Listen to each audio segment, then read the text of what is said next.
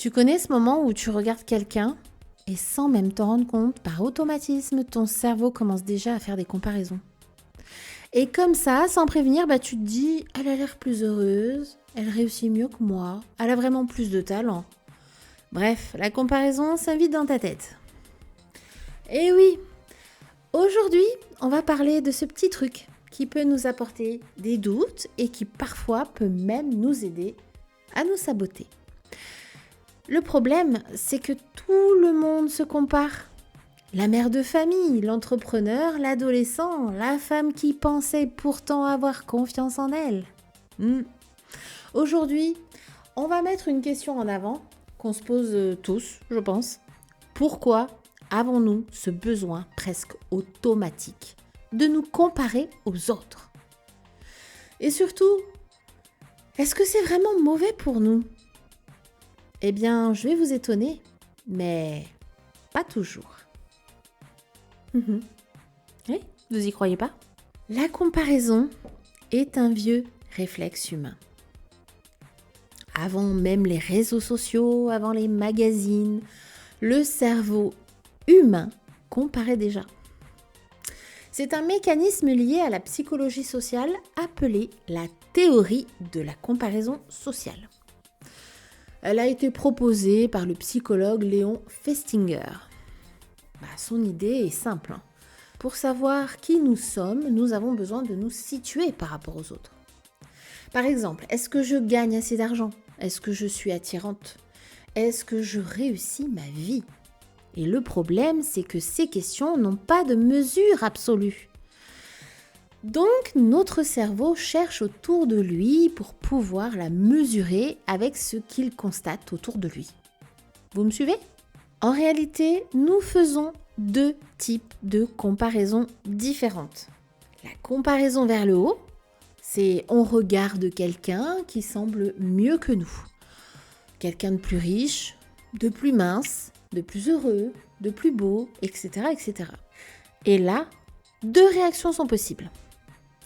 L'inspiration ou la frustration. Mais ça, on connaît tous, Ce qui nous amène parfois d'ailleurs à penser pourquoi lui et pas moi.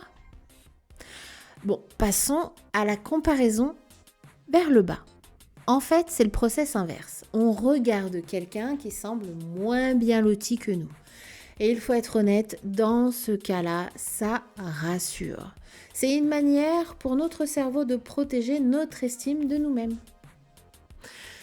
Aujourd'hui, la comparaison est devenue permanente. On se compare aux influenceurs, aux millionnaires, aux mannequins, à des vies filtrées, alors qu'avant tout ça, on avait plutôt tendance à se comparer à son voisin, ou à nos collègues, ou quelques personnes que l'on croisait dans la rue.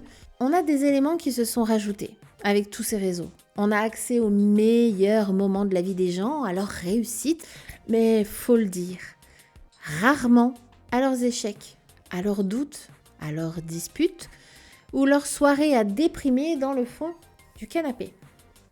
Et tout ça nous mène à nous comparer, alors que les coulisses de votre vie ne peuvent pas être comparées à la bande-annonce de la vie des autres. Vous me suivez toujours ? Forcément, en faisant cela, on est perdant. Quand la comparaison devient permanente, elle peut créer un sentiment d'échec, une impression d'être en retard, mais aussi une baisse d'estime de soi. Et c'est là qu'on commence à croire qu'on n'est pas assez beau, pas assez intelligent ou encore pas assez intéressant. Alors que c'est juste que vous, c'est vous et les autres, c'est les autres. Nous ne marchons pas sur le même chemin. D'ailleurs, aucun autre que vous avez commencé par là où vous avez commencé. Ce qui est intéressant de savoir aussi, c'est que la comparaison n'est pas toujours toxique et peut même devenir utile. Parce que quand on y réfléchit, elle peut devenir une vraie source d'inspiration, un moteur de motivation et même un moyen de voir ce qui est possible. Par exemple, quand tu vois quelqu'un changer de vie, tu peux te dire, si cette personne l'a fait, je peux le faire aussi. D'ailleurs, c'est pas pour rien qu'il existe le terme mentor, Et dans ces cas-là, la comparaison devient alors un miroir et non un jugement.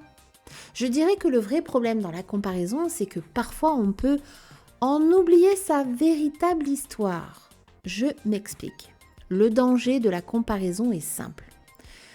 On compare notre chapitre 3 au chapitre 20 de quelqu'un d'autre. On compare son passé, ses blessures, ses opportunités et même son timing. Mais la vie n'est pas une course, on a chacun nos épreuves et notre rythme. Alors oui, je sais, tout ça, ça peut paraître un peu complexe. Mais je vous assure, une fois que vous arrivez à utiliser la comparaison pour vous motiver plutôt que vous martyriser, ça change la donne. D'ailleurs, la prochaine fois que vous vous comparez à quelqu'un, posez-vous simplement cette question. Est-ce que cette comparaison m'aide à avancer ou est-ce qu'elle vous met dans un mauvais mood ? Bien sûr, si elle vous inspire, gardez-la précieusement. Mais si ce n'est pas le cas, ne vous attardez pas sur ça.